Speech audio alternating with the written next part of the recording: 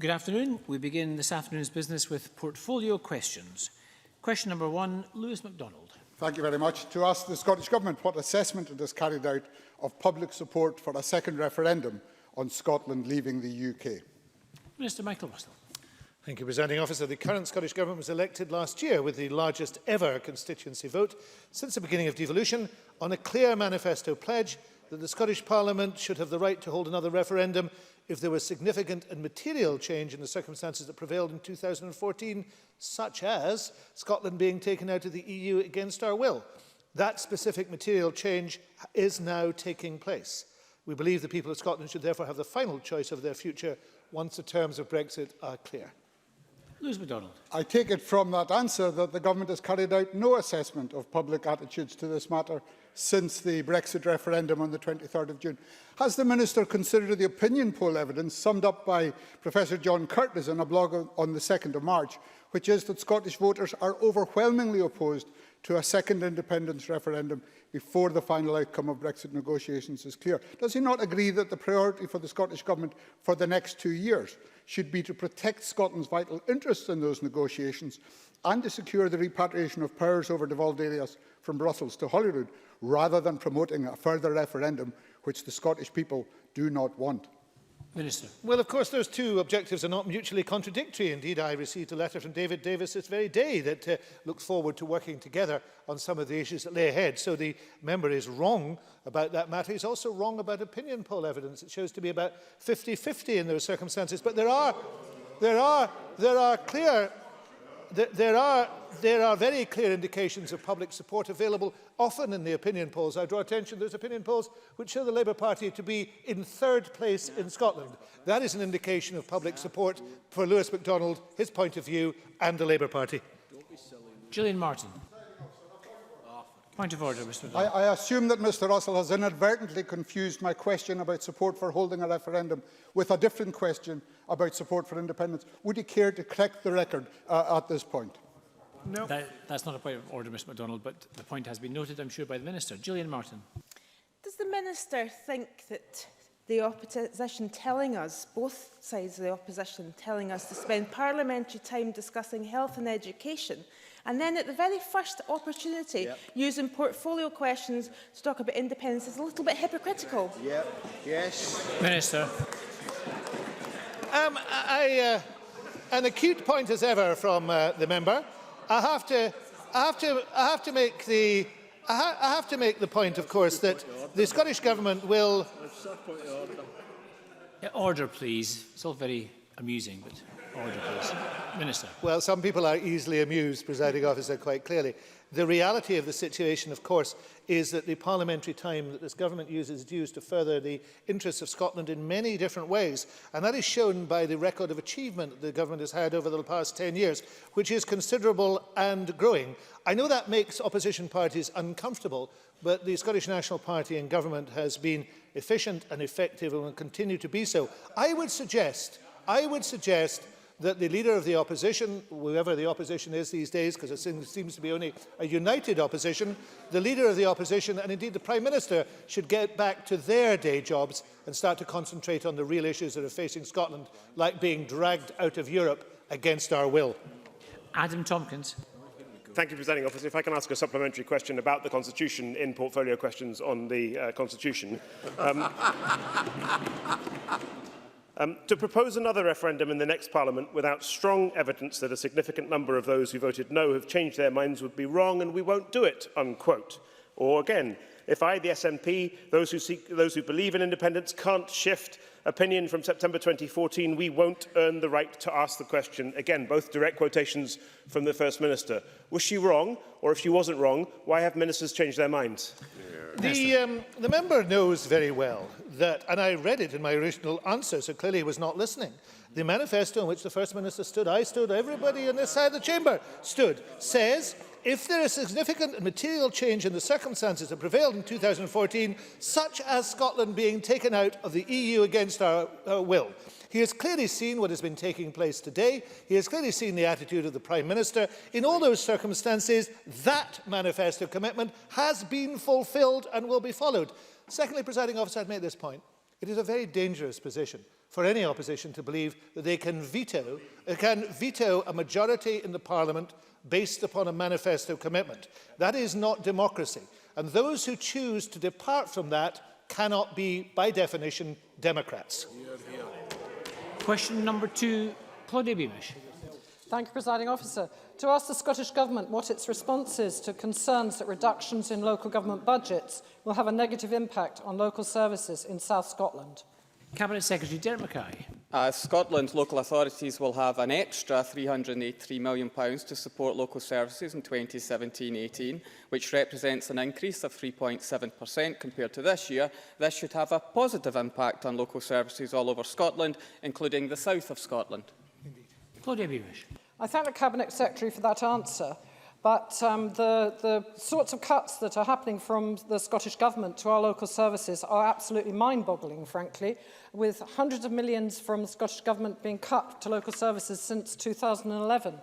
And while I thank the Minister for the answer, I'd like to know what assessment has been done of the impact on third sector organisations who are finding their funding reduced as a result of budget cuts to local services. For instance, in my region, the Lanarkshire Carers Centre have approached me about their funding position, and NHS Lanarkshire, they have approached me and they have great concerns. Actually, Minister, NHS Lanarkshire, a contributor, perhaps you'd like to hear the question. Excuse me, order please. Minister, through the chair, NHS please. Lanarkshire, a contributor, has confirmed with me that they are unable to continue the top-up funding which was previously done. 2016-17 funding is honoured, but beyond this it's uncertain. And in addition, as the Scottish Government money is only announced in relation to carers on an annual basis, long-term planning is challenging. And similar issues have been raised by Borders Care Voice Forum. So I would like to know what assessment's been done about the impact of Scottish Government cuts on local services and particularly on the third sector. Cabinet Secretary. Well, I tried to make the point to Claudia Beamish for the interest of the Chamber as well that we've actually increased the resources for local services across. And I've checked beyond the point I've made around wider local services, which does include health and social care integration, but specifically all the local authorities in the south of Scotland region. And every single local authority that I've looked at will have an increase in total funding. And I say that separating out health and social care. I see Claudia Beamish shaking her head, so I'll give her the figures for each council. Dumfries and Galloway, an increase of 4.1%. East Ayrshire, an increase of 4.9%. East Lothian, an increase of 5.3%. Midlothian, an increase of 4.2%. Scottish Borders Council, an increase of 5%. South Ayrshire Council, an increase of 3.8%. And South Lanarkshire, an increase of 2.7%. Of course, it is a matter of local choice as to how local authorities spend those resources, but the budget has approved specific sums to tackle, for example, attainment. In relation to third sector, I've gone out my way to try and protect third sector functions and budgets through the course of the budget. And of course, there will be analysis of the impacts of our spending decisions, but reflect once again on the fact that we have increased, and yes, through the cooperation and support of the Greens as well, to increase the total resource to local government in what was quite a challenging settlement. But essentially, I think that the partnership arrangements that we have, no local authority rejected the financial settlement I gave to them. I worked constructively with COSLA. They recognised the movement on the part of the government, and as well as all of that, local authorities had the ability to raise the council tax up to a level of 3%, which many chose to do, but many local authorities did not. Maybe Claudia Beamish should ask some local authorities why they chose not to increase the council tax to invest in the exact kind of services that Claudia Beamish said she was concerned about. Rachel Hamilton. Thank you, Presiding Officer. The south of Scotland is crying out for funds to improve its roads. And recently I wrote to the Scottish Borders Council and was told that there is a long list of unidentified projects, identified projects, many of which are classed as high priority. Unfortunately, over recent years, the priorities from other sectors have meant a significant downturn in the number of road improvements being undertaken. This has further been exacerbated by reducing revenue budgets and a deteriorating asset base that leads to an increasing higher percentage of investment going on maintaining the existing asset rather than actual improvements. When will the Scottish Government adequately support our local authorities to improve our local roads? Well, first I would like to point out to to the member that in the budget we actually increased roads maintenance and the Conservatives voted against it through the course of the Scottish budget. But it really is quite rich of the Conservatives. I have to say to the Labour Party, at least with some credibility, maybe not with every local authority, but with some credibility, you can argue you wanted extra investment in public services because you proposed to put up all levels of tax, including basic rate tax. That's not a choice that we made, but at least with some credibility, the Labour Party can say that they wanted to invest those increased taxes into more public services. The Conservatives, however, proposed tax cuts for the richest individuals, richest businesses, and richest in terms of value of house and the transaction tax therein. So the Tories really can't speak with any credibility when they call for extra resources into local services, especially having opposed the increased budgets that this government proposed, particularly around maintenance and investment, which was the area that Rachel Hamilton asked me about. Question 3, Joanne Lamond. Thank you, Presiding Officer. To ask the Scottish Government what assessment it has made of the local government budget allocation to Glasgow since 2007. Cabinet Secretary. All of Scotland's 32 local authorities have received their fair formula share of the funds provided through the annual local government finance settlement as agreed with COSLA. Glasgow City Council will continue to receive the highest level of local government funding per head of all wholly mainland councils in 2017-18. Anne Lamond. Can I thank the Cabinet Secretary for that response? The Cabinet Secretary is aware, of course, that his government has cut Glasgow's budget by £377 million since 2007. Does the Cabinet Secretary recognise the important work of Glasgow Labour Council in doing its best to protect frontline services, leading the way in supporting childcare and apprenticeships, and making Glasgow a leading centre for business, tourism and sport? Does the Cabinet Secretary further acknowledge the critical role of Glasgow to the economy of Scotland?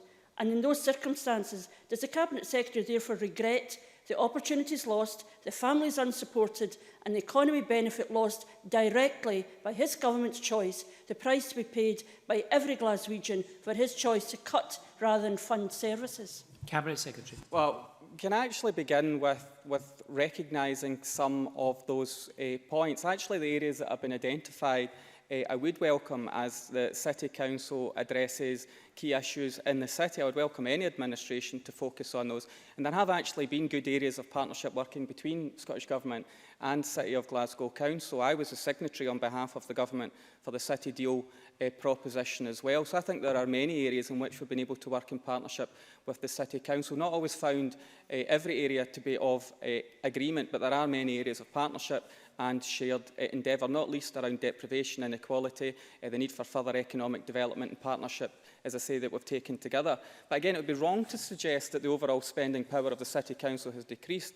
Again, as a consequence of the budget, Glasgow City Council's overall increase in spending power to support local authority services in 17-18 will amount to over a £45 million increase, and that's 3.3%. Now, I hear Joanne Lamont complaining about the settlement, but I would gently say, although it's a matter for local authorities, if they want to suggest changes to the distribution formula, I'm open to discussion on that via COSLA. But of course, since this is the day of exits, I would remind the Labour Party that Glasgow City Council Labour administration walked away from COSLA. Yeah. Now, surely it's in the interests of all the people of the city to participate in COSLA, who negotiates with government on matters such as finance, the budget and the settlement and distribution thereof. So I would encourage the Labour Party to think very deeply about their position as we enter local government elections, about local government frankly being stronger if the 32 local authorities are willing to engage with us together in partnership. So once again, it's an increased settlement, strong partnership working on areas of joint endeavour. City Deal is all about economic development, but I would encourage the Labour Party to think about their engagement with COSLA going forward so that we can have further discussions about distribution. And finally, I would say again, just as the Tories opposed increased investment on roads maintenance and then called for more, the Labour Party asked for increased investment in attainment, really important for education and tackling the attainment gap in Glasgow, and the Labour Party voted against that when push came to shove at stage 3 in the budget. John Mason. Thank you, Presiding Officer. When I look at the per capita budget allocations by authority, and when you take away the 4 island authorities, the three remaining, if Joanne Lamont will allow me, the 3 remaining with the greatest per head is Glasgow, Inverclyde and Weston Barton, which strikes me as good because they are the ones with great needs in the west of Scotland. And will the government commit to continuing, as it has done, to well fund such needy authorities? Cabinet Secretary. Well, I think it is very important that there are different elements, of course, to the complex nature of local government funding. But fundamentally, the needs-based assessment is a feature that has been agreed with local government through COSLA and does distribute on the basis of need. And that's why local authorities like Glasgow feature so highly when it comes to the distribution of that resource. And it is important to tackle need and make sure there is that level of redistribution. And again, the Labour Party has not been consistent on this, because if you speak to the Labour Party in, for example, Aberdeen, the finance convener there, Willie Young, says that, you know, Aberdeen's money has been ripped off and sent to places like Glasgow. In Glasgow, the Labour Party say that their money has been sent elsewhere. In truth, the formula, whilst it may not be perfect, but it's the best we've got. I'm willing to engage with local authorities, and I do believe in the needs-based assessment to ensure that resources are directed on the basis of that need. Question number 4, Claire Adamson. Thank you, Presiding Officer. To ask the Scottish Government how its national digital strategy will impact on the constituency of Motherwell and Wishaw. Cabinet Secretary. Realising Scotland's full potential in a digital world is a strategy for all of Scotland that aims to build a vibrant, inclusive and outward-looking nation with a successful digital economy, comprehensive access to connectivity and an education system focused on digital skills. And the strategy was published on the 22nd of March. Claire Adamson. Can I thank the Cabinet Secretary for his answer? Motherwell and Wishaw has unique post-industrial challenges. While we have a wonderful college in New College, Lanarkshire, we also have one of the biggest brownfield sites in Europe. What investment potential does the Cabinet Secretary envisage for Motherwell and Wishaw under this new strategy? Cabinet Secretary. Strategy covers a number of areas, including skills and connectivity, the potential of growth, employment, as well. And more physically, when we're dealing with the connectivity challenge, we've got very ambitious targets around that. But if we then take that to areas of both deprivation and dereliction, then I think it should tie up with other strategies, such as through the Vacant and Derelict Land Fund, to be able to bring together the kind of softer interventions we're making with actual physical structure.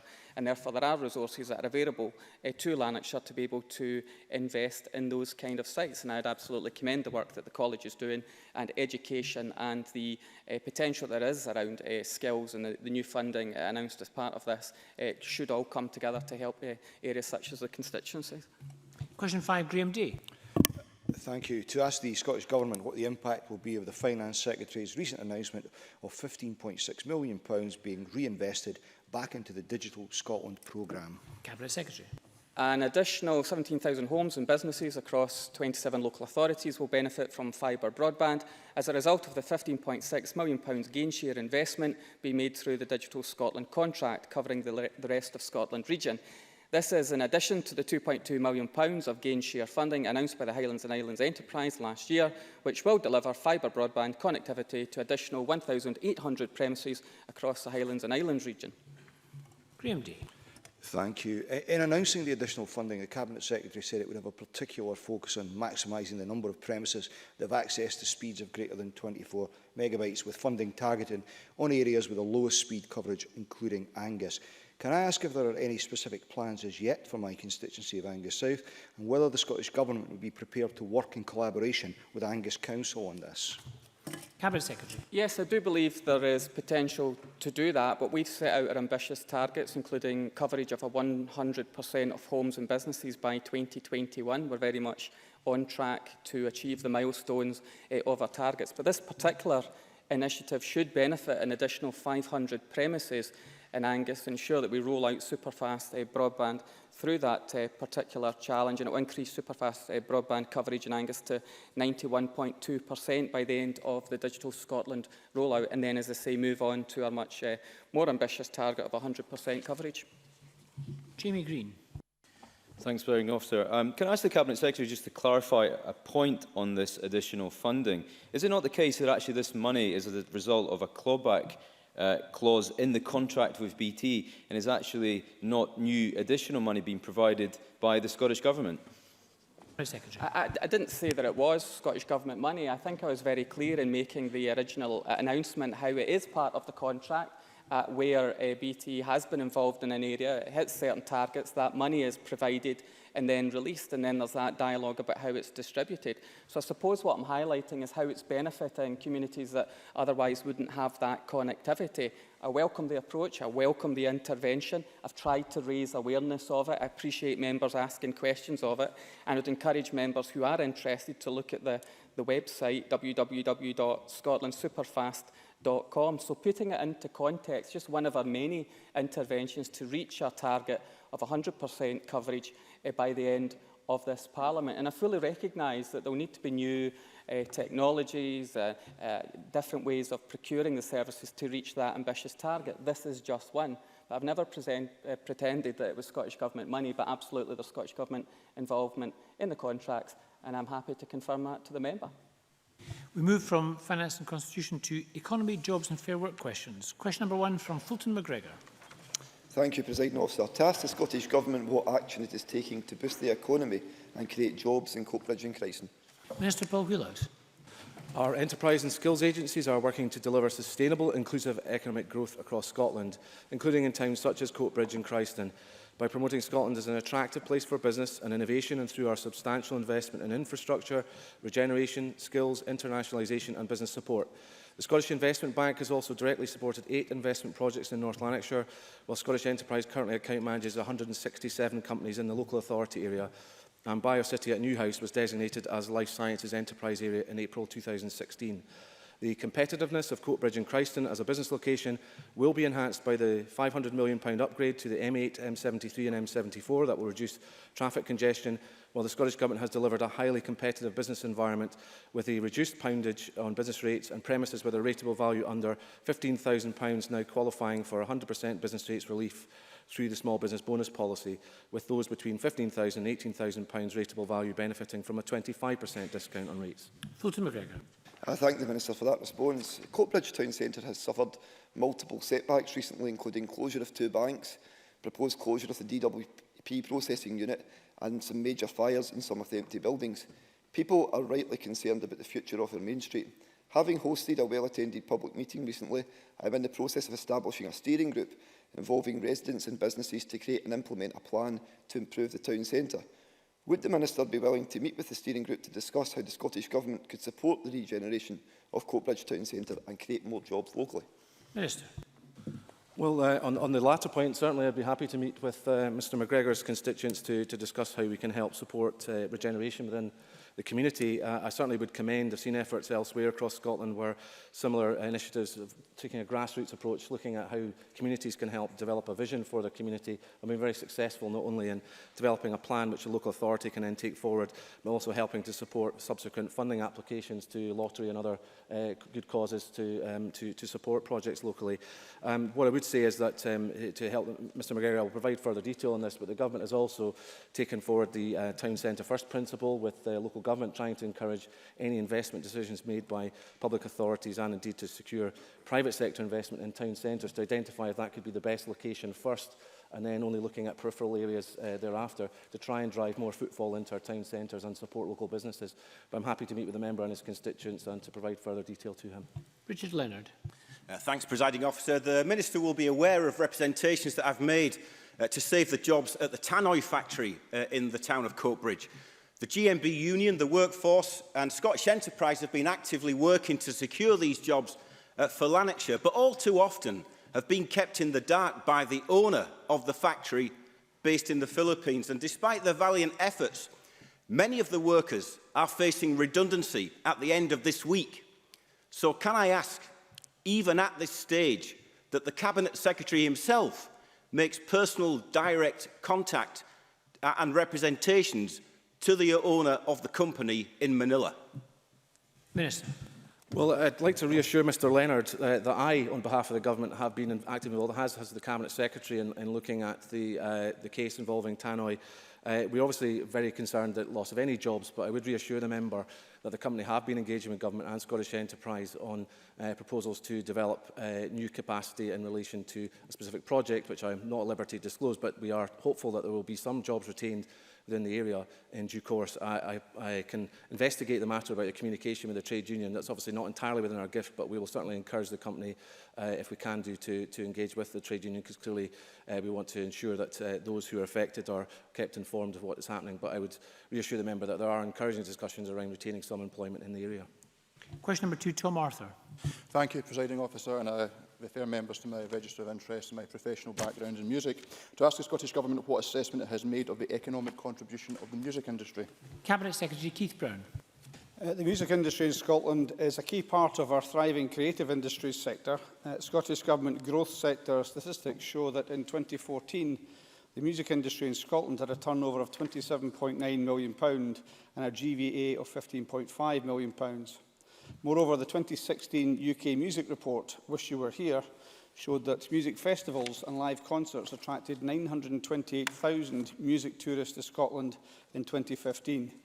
These visitors generated £295 million for the local economy and also helped sustain 3,230 full-time jobs across the nation. Tom Arthur. I thank the Cabinet Secretary for that answer. Every musician, the overwhelming majority of musicians are self-employed. The emerging phenomena of the precariat and the gig economy are conditions long known to people operating in music. And can I ask, in light of the Cabinet Secretary's answer, if he agrees with me that it's vital that we continue to nurture musical talent in Scotland and to provide the support and mentoring needed to encourage young people to pursue a career in our growing and ever more exciting music industries? Cabinet Secretary. I do agree with the member, and I also think it's true to say that we have to make more of the contribution that the creative arts make to the economy, actually to increase that contribution, but to recognise the current contribution that's there. And it's very important that we support young people to learn music and to pursue musical careers through the Youth Music Initiative, which has received funding of £109 million since 2007 and is delivered by Creative Scotland. The Youth Music Initiative provides a range of music-making opportunities for young people of all ages. It gives them a chance to try new music-making activities in their area to begin their musical journey or to build on their existing experiences. And earlier this month, the Cabinet Secretary for Culture also spoke at a Scottish Music Industry Day at Glasgow University to promote career opportunities in the industry. Maurice Golden. Thank you, Presiding Officer. We should be rightly proud of new and emerging talent, like constituents of mine, the Ayub sisters, who recently were nominated for the Young Scot Award and who will be performing in Parliament later this year. They've got some great songs, it's well worth a listen. What steps is the Scottish Government taking to support a broad range of musical talent and genres in order to help grow the economy? Cabinet Secretary. Can I look forward to the performance which has been referred to, and I'm sure it will be excellent. Considering other support which the Scottish Government can bring, we have the regularly funded music portfolio, and our thinking has been framed by a 10-year plan, including the Music Sector Review and the Music Companion Piece. I agree with Maurice Golden, there is some huge talent that we should support. I have to say, in my own household, I actively support a budding musician, and it takes a lot of support to do that. But I think it's very interesting to see that, well, I have to be fair, he also works part-time at ASDA to help sustain himself as well. But I think it's very important, and I think what I have seen in recent years, and I don't know whether Maurice Golden would agree, that compared to Ireland, which is a very vibrant live music scene, I think we've started to see much more of that taking place in Scotland. It is to be encouraged, and perhaps the best way we can encourage it is by each of us attending events like that and supporting the artists who are involved in those. Question number 3, David Stewart. Presiding Officer, to ask the Scottish Government what action it's taking to support Dingwall's economy. Minister Paul Wheelhouse. Dingwall is within the Inner Murray First Area of Highlands and Isles Enterprise, and businesses and communities in Dingwall are able to access the full range of support from Highlands and Isles Enterprise. Since 2013, HI has invested around £1 million in companies in the Dingwall area to support 219 full-time equivalent jobs and safeguard 106 full-time equivalent jobs over a range of sectors.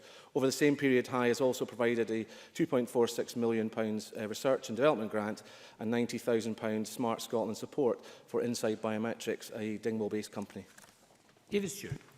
Thank you, Presiding Officer. The Minister will be familiar with the award-winning Inside Biometrics facility in Dingwall, which is developing an innovative Kia Smart product which will be life-changing for people with diabetes. The company are looking to expand the production capacity, and this may create a substantial number of new jobs. But the company are looking for further advice, guidance and assistance from the Scottish Government for this major and significant expansion. Will the Minister agree to meet me to help bring this project to fruition? Minister. As Dave Stewart, who I recognise takes strong interest in this issue, the Inside Biometrics are account managed by HAI, and HAI is closely engaged with the company and has provided both financial and advisory assistance to support the company to grow their business. I do recognise they're an award-winning company and a very excellent one indeed. HAI has already provided, as I say, a £2.5 million research and development grant, which I referred to in my original answer. I am aware that Inside Biometrics have plans to expand their operations in Scotland. Indeed, I was contacted by Sally Sayani, the owner, following the Life Sciences Awards, in which Dave Stewart refers to, and in which Inside Biometrics were award winners. And officials in HAI are remaining closely engaged with the company to explore every option to help support their growth. I visited the company last year myself and was hugely impressed by their technology. I've accepted an invitation to meet with Inside Biometrics in the near future to discuss how the Scottish Government can continue to support the company with its development plans. But I am, of course, happy to meet Mr Stewart to see if there's anything he has to suggest that we could help the company with. Question for Brian Whittle. Thank you, Presiding Officer. To ask the Scottish Government what its response is to the latest Fraser-Vallender economic commentary, which warns that indicators of Scottish consumer confidence are more negative than that of the UK as a whole. Cabinet Secretary Keith Brown. The latest Fraser-Vallender Institute's economic commentary provides a timely update on the Scottish economy, and the report shows that consumer sentiment, as Brian Whittle has mentioned, has weakened in Scotland, but it's also done so in the UK since the EU referendum. The findings highlight the risks to Scotland's economic outlook following the EU referendum, as heightened uncertainty and rising inflation are forecast to weigh on household incomes and consumption. By far the biggest threat to Scotland's economy is a hard Brexit, which threatens the cost of our economy, according to the same Fraser-Vallender Institute, around £11 billion a year by 2030 and cost the country 80,000 jobs over a decade. Brian Whittle. Thank the Minister for that answer. Perhaps the Minister can explain to the Chamber why the Scottish economy is lagging behind the UK economy in a range of economic indicators. We have lower employment, higher inactivity, lower consumer confidence, lower annual pay growth, lower productivity and lower GDP growth. Why is Scotland falling behind under the party that claims to be stronger for Scotland? And I wonder if there's something distracting you from the day job. Cabinet Secretary. I think the member will be aware, of course, of the nature of the impact of the price of oil on the Scottish economy and the fact that would have a disproportionate effect on the Scottish economy as opposed to the wider UK economy. The member asked, though, what my response is. My response is to go out and try and attract more jobs. That's very important for the Scottish economy. I see today there are 300 new jobs being announced by Genpact in Glasgow. Digital solutions, risk management, following a contribution from Scottish Enterprise. 300 jobs because it's a new European centre in Glasgow. That's extremely important, and that's what we should do. It's part of my job title in terms of jobs. And also, the member mentions different economic indicators. Of course, there are other indicators which tell a different story. In terms of youth unemployment in Scotland, we have the second lowest in Europe, with only Germany having a better outcome. We also have very good numbers in terms of female employment and the same employment rate, despite the same unemployment rate, despite that oil impact as the rest of the UK. So I think that does show real progress. And lastly, on confidence, which he mentions, again in today's Times, if you look at the Scottish Technology Industry Survey, 78% said that they were optimistic in Scotland or very optimistic for this year. So I think we should try, difficult though it might be, to accentuate the positive, to see the things that we're doing well, of course to note the challenges, but try and do more of what we're doing well, and that's the best response we can have to the economic challenges which Brexit presents for us. Kenneth Gibson. Thank you, Presiding Officer. Being part of the UK hasn't done much for Scottish national self-confidence over generations. Can the Cabinet Secretary please tell us what the impact of the alleged union dividend has been on Scotland, given that since 1900 we have had the lowest rate of population growth of any country on earth? Cabinet Secretary. I could tell him if I was able to identify a union dividend, but I'm afraid that I can't see a union dividend. And more than that, the price of the union. If you think about the recession, the huge recession that we went through, with a recession caused by failures of the UK, under the UK, in terms of the banking and financial system. Of course, there were global elements to that, but there is no question that the regulation of the banking system was inept. And it was crucial that they did look after that. And the consequences for Scotland, and by which I mean individuals and companies in Scotland, of that recession were huge. So the UK has to accept its share of responsibilities. I'm accepting the Scottish Government's share of responsibility for the condition of the Scottish economy. After all, it was a Conservative MSP that said that the UK still holds all the major levers in the case of the Scottish economy. They've got to take responsibility as well. Jackie Bailey. Isn't the truth, Cabinet Secretary, that the same Fraser of Allender report noted that a second independence referendum is likely to act, and I quote, as a further headwind for many businesses and potential investors? Isn't it also the truth, Cabinet Secretary, that the UK market is worth 4 times that of Europe to the Scottish economy, so the impact has the potential to be much greater than leaving the European Union? Cabinet Secretary. I think it is true to say that, as I've mentioned already, the Fraser of Allender Institute identifies and quantifies the effect of the hard Brexit which has been mentioned. £11 billion a year by 2030, 80,000 jobs over a decade. And it is interesting to me that Jackie Bailey decides not to even mention that, when even in the report that she cites, the institute that she refers to, they say that these are going to be the impacts. Not a word about Labour about these impacts, huge impacts on the Scottish economy. And I would say, in relation to the point about the recession we've just come through, it was the actions of the Scottish Government by investment in public infrastructure works which helped to mitigate the worst effects for that, and has helped us to recover more quickly. Excuse me. So those actions are very important. Those actions are very important in sustaining the economy, and I think it would be useful if members could acknowledge that.